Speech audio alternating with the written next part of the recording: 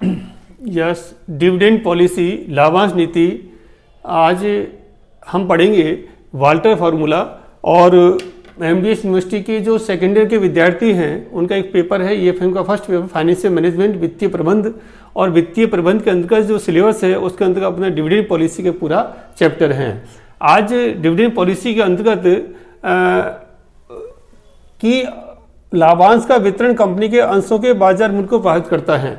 यानी कि जो कंपनी है, जो पब्लिक कंपनी है, वो इक्विटी शेयर कैपिटल से जो सोर्सेज कैपिटल प्राप्त करती है उसके अंशों को बाजार मूल्य क्या होता है, क्योंकि कंपनी के जो प्रॉफिट्स हैं उन प्रॉफिट में से कंपनी डिविडेंड का भुगतान करती हैं। तो डिविडेंड का भुगतान कितना परसेंट करें, क्योंकि डिविडेंड पॉलिसी ये बताती है कि लाभांशों में से जो लाभ है, विभाजन योग्य जो लाभ है उनमें से कितना परसेंट डिविडेंड के रूप में बांटना चाहिए। क्योंकि मान लीजिए कंपनी तय करती है कि हमें 10% डिविडेंड बांटना है, पे आउट रेशो आपका 10% है, तो मान लीजिए सपोज कंपनी को 100 रुपये का लाभ होता है, अर्निंग पर शेयर आपकी 100 रुपये की है, तो 10% पे आउट रेशो तो 10 रुपये तो वो किसमें बांध दिए, डिविडेंड के रूप में।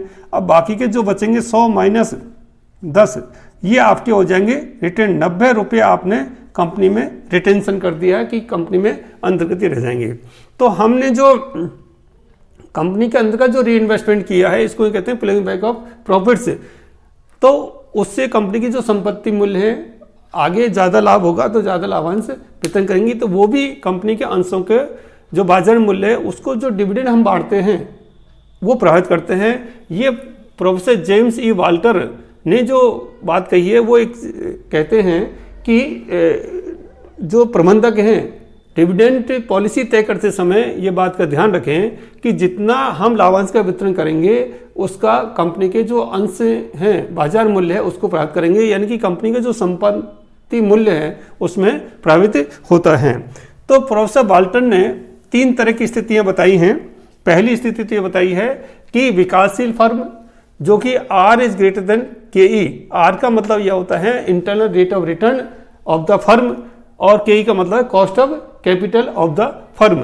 R is less than KE है तो विकासशील फर्म है, R is equal to KE है तो सामान्य संस्था मानी गई है। क्वेश्चन के अंतर्गत हम तीनों तरह की फर्मों का हम एग्जाम्पल लेंगे और उसके हिसाब से हम कैलकुलेट करेंगे कि किस प्रकार से P की वैल्यू निर्धारित होती है। प्रोफेसर वाल्टन ने अपने फॉर्मूले के अंतर्गत कुछ मान्यताएं ले रखी हैं, एजम्पशन लिए हैं, और वो कहते हैं कि लाभांश का वितरण जो है कंपनी के अंशों के बाजार मूल्य को प्रभावित करता है। और वो ये मान के चलते हैं कि फर्म एक दीर्घकालीन संस्था है, यानी कि स्टैटिक फर्म है, स्थिर फर्म है। और उन्होंने जो एक फार्मूला दिया है उसको P equal to D/KE plus R कोष्टक में E minus D upon KE, इन सबका अपॉन KE। यहाँ पर फॉर्मूले में जो संकेत काम में लिए गए हैं उनका एब्रीविएशन दे रखा है, full abbreviation. P equal to price of a share, यानी कि कंपनी के अंश का बाजार मूल्य क्या होगा। D का मतलब है डिविडेंड पर शेयर, प्रति अंश लाभांश का कितना वितरण किया है। R का मतलब है rate of return on investment of the firm. KE का मतलब cost of equity of capital of the firm, या कैपिटलाइजेशन रेट्स कह सकते हैं कि कॉस्ट ऑफ कैपिटल कितनी आएगी। और ई का मतलब अर्निंग पर शेयर, कंपनी को कितनी अर्निंग हुई है।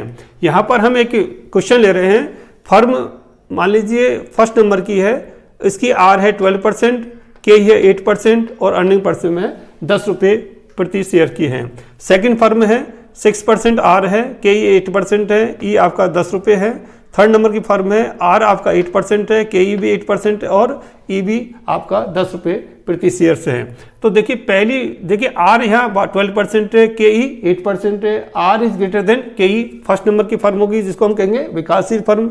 इसमें R 6% है, KE आपका 8% है, ये R is less than KE है, तो ये सेकंड नंबर की फर्म हो गई जिसको कहते हैं विकासशील फर्म कहा है वाल्टर ने। और R 8%, KE भी 8%, ये R इक्वल टू KE है, तो एक होगी सामान्य संस्था है। अब क्वेश्चन है कि पे आउट रेशो बहुत कुछ हो सकता है, कोई कभी 20% हो सकता है, 0% हो सकता है, 100% होता है, 60% होता है, 80% होता है, 90% हो सकता है, कोई भी हो सकता है। तो यहाँ पर हम 4 स्थिति ले रहे हैं कि 0% पे आउट रेशो है, तो तीनों फर्मों की पी की वैल्यू क्या होगी, 20% तो क्या होगी, सी 100% क्या होगी, डी 60% है, तो पी की वैल्यू क्या होगी। अब आपको परीक्षा के अंतर्गत 3 फर्म है, 4 तरह के क्वेश्चन है, तो 20% पे ज्ञात करना है तीनों का, 0% पे ज्ञात करना है तीनों का, 100% ज्ञात करना है तीनों फर्मों का, और 60% पे ज्ञात करना है तीनों फर्मों का। इस तरह से 4 × 3 12 कुछ आंसर्स आपके होंगे, और इसके बाद आपको डिसीजन देना है कि कंपनी को कितना % लाभांश का वितरण करना चाहिए, कौन सा उसका अनुकूलतम स्थिति रहेगी। तो अब हम सबसे पहले लेते हैं फर्म फर्स्ट, जिसमें आर की वैल्यू 12%, के 8% और अर्निंग % आपकी 10 रुपीज़। तो यहाँ पर 20% रेशो दे रखा, पे आउट रेशो है 20%, यानी कि 100 रुपये में से 20 रुपये कंपनी लाभांशों का भुगतान करती है। तो फॉर्मूला तो ये रहेगा सेम तीनों फर्मों के लिए, चारों स्थितियों में। तो हम फॉर्मूले को दोबारा नहीं लिख रहा हूँ मैं, इसी में वैल्यू फीड कर रहा हूँ। तो डी का मूल्य कितना आएगा, यहाँ पे आउट रेशो कितना है 20% है, और अर्निंग पर से है 10 रुपये, 10 का 20% आ गया 2, अपॉन के कितना है 8%, 8% ले सकते हैं अपन 0.08, प्लस आर की वैल्यू कितनी है 12%, इसको लिख सकता हूँ मैं 0.12, ई कितना है 10, डी कितना है 2, अपॉन के कितना है 0.08, 8% है, अपॉन के 0.08। अब इसको आपको सॉल्व करना है, तो आपको कैलकुलेटर होगा इजी, आप तुरंत फटाफट सॉल्व कर सकते हैं। अगर आप इसको यहाँ सॉल्व करना चाहें तो देखिए, आप इस पहले 10 में से आप 2 घटाएंगे तो 8 आ गए, 8 अपॉन 0.08 लिखेंगे तो ये आ जाएगा आपका 800 अपॉन 8, तो ये आ गया आपका 100। इसको 100 को मल्टीप्लाई करेंगे 0.12 से, तो 0.12 अपॉन 100, तो ये आ गया आपका 12। अब इसको अपॉन करेंगे 0.08 से, तो ये आ गया आपका 1200/8, ये आ गया आपका 150। 1200/8 का मतलब हो गया 150 रुपये, प्लस यहाँ इसको सॉल्व करें तो अपन 2/0.08, तो 200/8 आ जाएगा, क्योंकि ये पॉइंट घटाने के ऊपर 2 जीरो चली गई।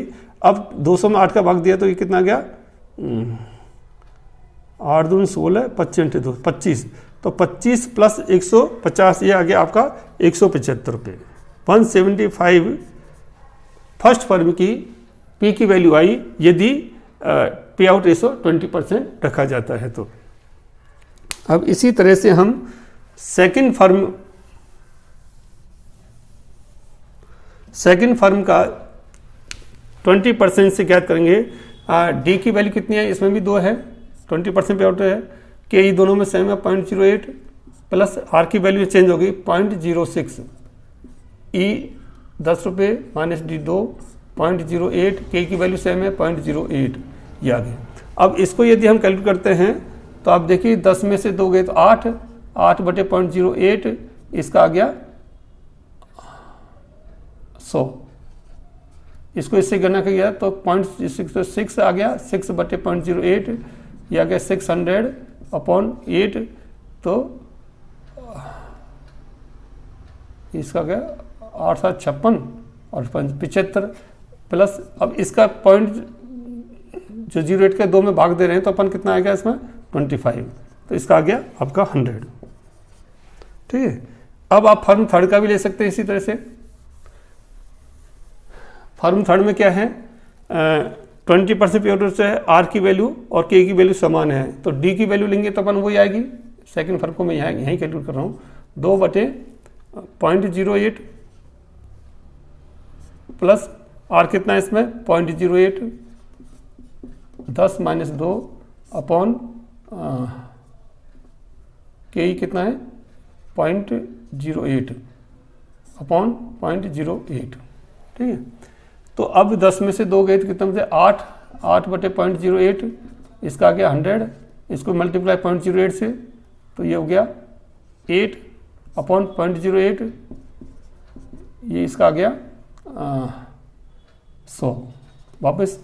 अब इसका यहीं आ रहा है 2/0.08 में किया था अपन 25, तो 25 प्लस 100 125, 125। थर्ड फर्म का आ गया पी की वैल्यू 125 रुपये। ये तो हो गया जब पे आउट रेशो 20% है। तो तीनों फर्मों में, फर्म ए में तो आया 175 रुपये, सेकेंड फर्म में आया 150 रुपये और थर्ड फर्म में आया 125 रुपये। 3 आंसर आपके आगे हैं 20% पे आउट रेशो से। अब आपको लेना है पे आउट रेशो यदि 0% है तो 0% पे आउट रेशो मतलब क्या हो गया कि डिविडेंड की वैल्यू होगी आपकी 0। तो यहाँ पर देखिए डिविडेंड की वैल्यू होगी 0 के ई कितना है आपका 0.08, पहली फर्म का ले रहा हूँ मैं, प्लस आर की वैल्यू कितनी है 0.12, ई कितना है 10, माइनस डी कितना है 0 अपॉन 0.08 अपॉन 0.08। अब इसको यदि सॉल्व करेंगे तो 10 में से 0 गया तो 10 आगे, 10 में 0.08 का भाग दिया तो ये आ गया आपका 1000/8। इसको आ गया 8 × 8 45, 150 इंटू 0.12 से इसको यदि गणना करेंगे अपन तो ये आ जाएगा आपका 0, 12 × 60 और 12 से 18, ये आपका आ गया 18/0.08 करेंगे तो ये हो गया 1800। 1800 में 8 का भाग देंगे तो 8 दूनी 16, 2 8 दूनी 16 और 4 58। अरे यार ये पेन खराब हो गया, इसको लेते हैं। 18/0.08 इसका मतलब गया 1800/8, तो 8 दूनी 16, 8 दूनी 16, नहीं सॉरी 8 दूनी 16 20 बचे ना, 8 दूनी 16 गए तो 4, 58 40 और इसकी वैल्यू कितनी 0 आएगी तो यहाँ कितना आ गया 225। इसमें कहीं गलती दिखती है, एक मिनट किताब से कर लेते हैं फटाफट अपन। पे आउट रेशो यदि 0 रहता है तो इसकी वैल्यू आ रही है 150 रुपये। 12 10 - 2 तो ये आना चाहिए आपका, कैलकुलेशन कोई मिस्टेक रही होगी तो इसकी आप कैलकुलेशन कर लें तो इसकी वैल्यू आएगी आपकी